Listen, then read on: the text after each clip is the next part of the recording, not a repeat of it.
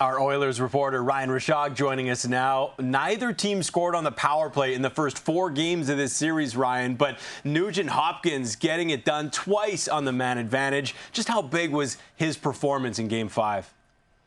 Yeah, it was really big. And you mentioned that power play. I remember after last game, we were talking to Connor McDavid, and he said the power play is going to have to be a factor here. They knew it. For the Oilers to win a series without their power play clicking was going to be tough, and it absolutely got rolling tonight. So Nugent-Hopkins, to your point, couple of power play goals here. Keep in mind about Nugent-Hopkins.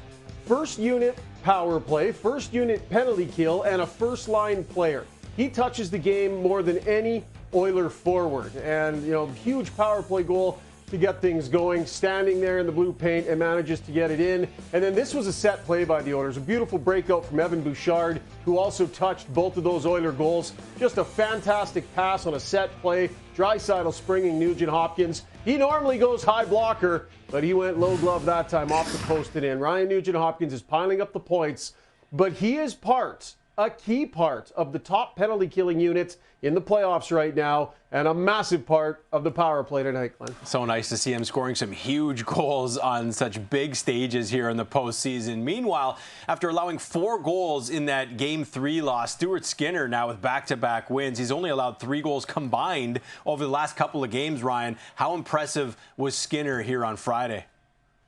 Yeah, I think what's impressive about Skinner is that I think for a lot of goaltenders, if you feel some pucks early, you can kind of get into your groove, right? And Skinner's very much like that. When he makes early saves in a game, he gets himself into it, and you can see he just buzzes after that. Well, he hasn't had the opportunity to do that in either of his last 2 games because the Oilers have been giving up basically next to nothing. But that was a massive save. And what you're going to notice about a lot of the saves he made tonight, they were with his pads. For some reason, the Stars didn't seem to want to elevate the puck a lot on him, and Skinner's pads were just in fantastic form tonight. So considering he saw little action early, and then the pressure's on a penalty kill, massive save, and the rest of the way in the third period, he locked it down. It's really impressive because he basically has to go from standing around, sipping his water bottle, to making massive saves, and that takes a ton of focus. How about Kris Knoblauch? Shuffled up the lineup with Philip Broberg joining the team in the lineup in Game 4, and it pays off here with Broberg's first goal since last season.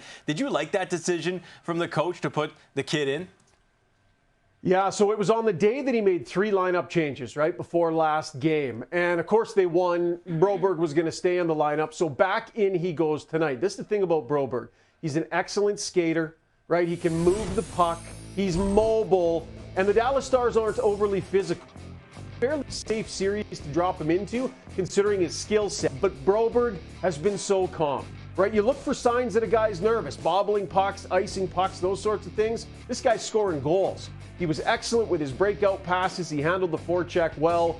That touch from Kris Knoblauch. And the other thing I'll say about this, Kris Knoblauch does not have a lot of experience with Philip Broberg. Broberg has barely played since Kris Knoblauch took over and spent the bulk of the season in the minors. So to have faith to go to a guy that he didn't have much of a book on, and then once again it was his other changes, the third line out there when Broberg scored, that Kane line that he threw together, it was impressive. Knoblauch's touches have worked a couple of nights in a row here, and Philip Broberg right at the center of it tonight. And now this series goes back to Edmonton for Game 6 on Sunday. The Oilers just 1 win away from their first Stanley Cup final appearance since 2006. Ryan, thanks for this.